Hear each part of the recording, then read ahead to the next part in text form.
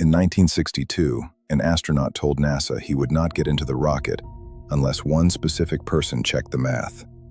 Not a senior engineer, not a department head, a woman who wasn't even allowed in the briefing room. NASA used her calculations to reach the moon. They published the research, and they left her name off the paper. She wasn't the only one they erased. You know this story, or you think you do, and that confidence is exactly the problem. The moon landing is the most celebrated achievement in human history. Everyone knows the names: Armstrong, Aldrin, Collins. Everyone knows the date: July 20, 1969. It's the cleanest success story ever told. But here's what the success story leaves out.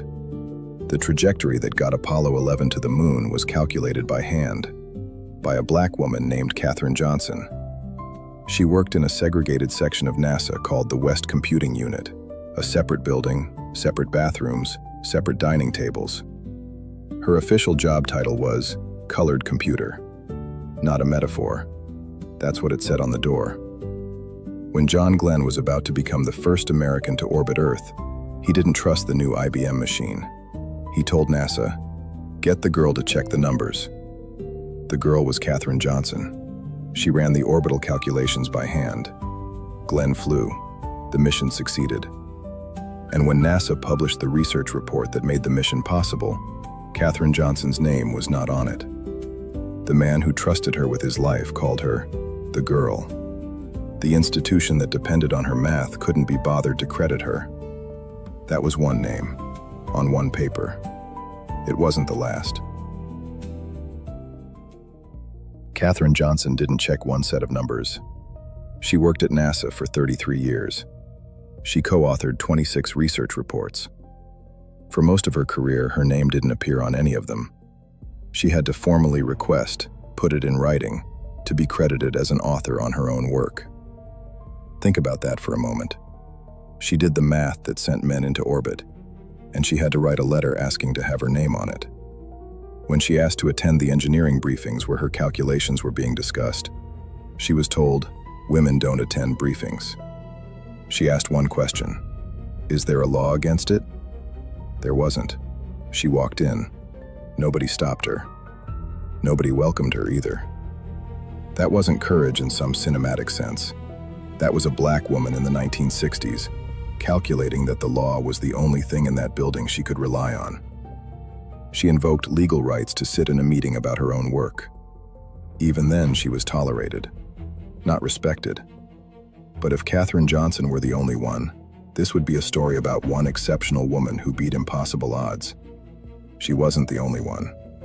While Johnson was fighting to get her name on a paper at NASA, another woman was fighting a different battle at MIT, one that would save 3 lives, 240,000 miles from Earth. Her name was Margaret Hamilton, and NASA told her she was wrong. Margaret Hamilton was 33 years old, a working mother, and the lead software engineer for the Apollo program at MIT. She wrote the code that would guide 3 men to the moon and back. She also brought her daughter Lauren to the lab on weekends, because she had no other option. One Saturday, Lauren was playing with the simulator and hit a sequence that triggered a pre-launch program while a flight simulation was running. The system crashed. Everything was lost.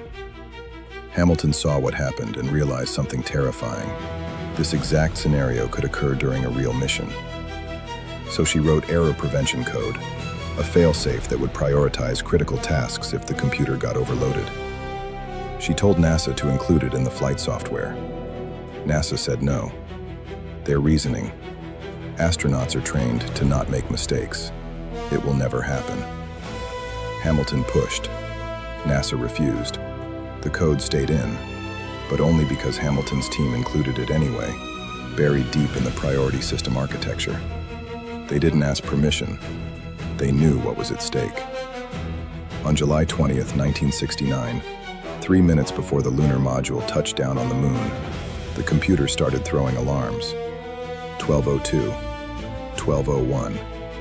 Error codes nobody in mission control had ever seen during a flight. The computer was overloaded. Exactly the scenario Hamilton had warned about. Exactly the scenario NASA said would never happen. The room had seconds to decide: abort or land. Hamilton's priority code kicked in. It dumped the non-essential tasks and kept the landing guidance running. The system stabilized. Armstrong landed. A child's accident in a weekend lab revealed a flaw that could have killed 3 astronauts on live television. The code Hamilton built over NASA's objections is the only reason the mission succeeded.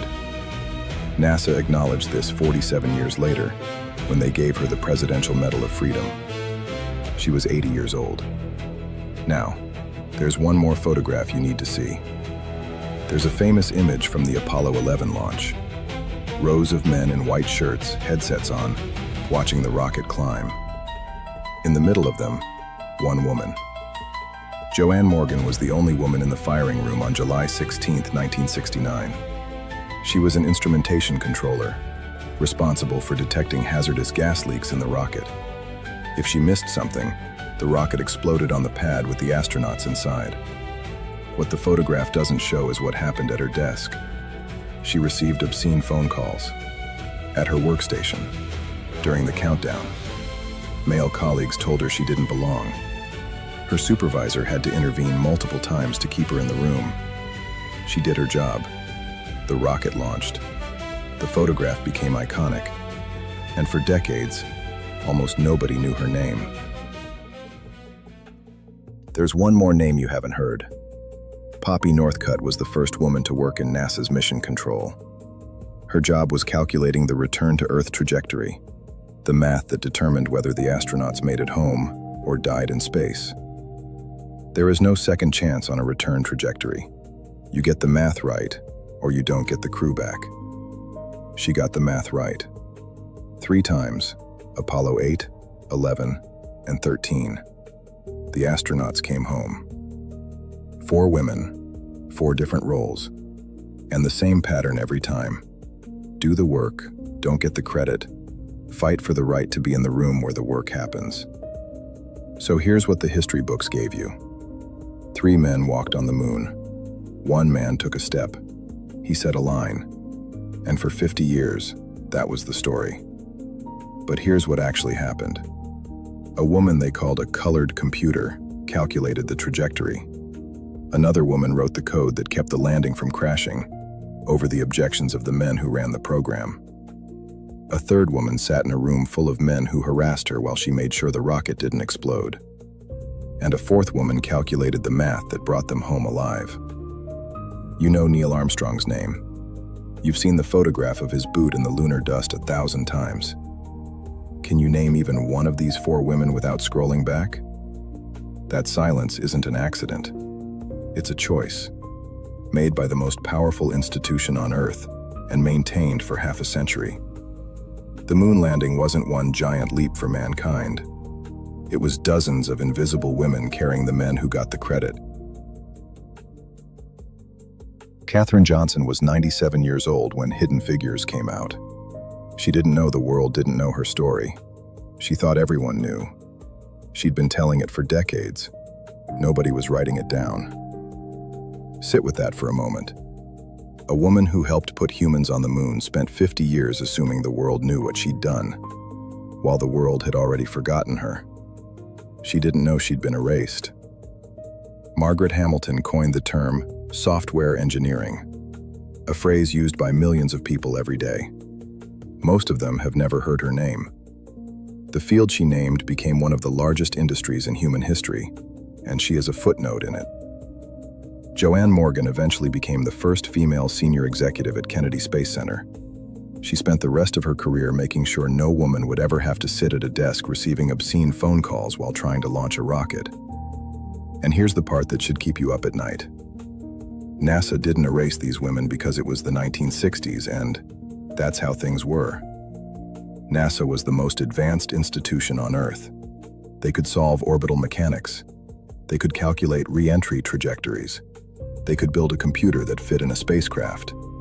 They could have figured out how to put a woman's name on a research paper. They chose not to. And if the most advanced institution in history could look at the women who made its greatest achievement possible and decide their names didn't matter, Ask yourself where that's happening right now. 4 women. One got a movie, 50 years late. One got a medal, 47 years late. One got a photograph nobody could name. And one got the astronauts home alive, and almost nobody has ever heard of her. They reached the moon, and the people who made it possible had to fight just to be in the briefing room, and then had to fight again to get their names on the paper. If this changed how you think about the moon landing, subscribe. The next investigation goes deeper into another story the world got wrong. You're going to want to hear it.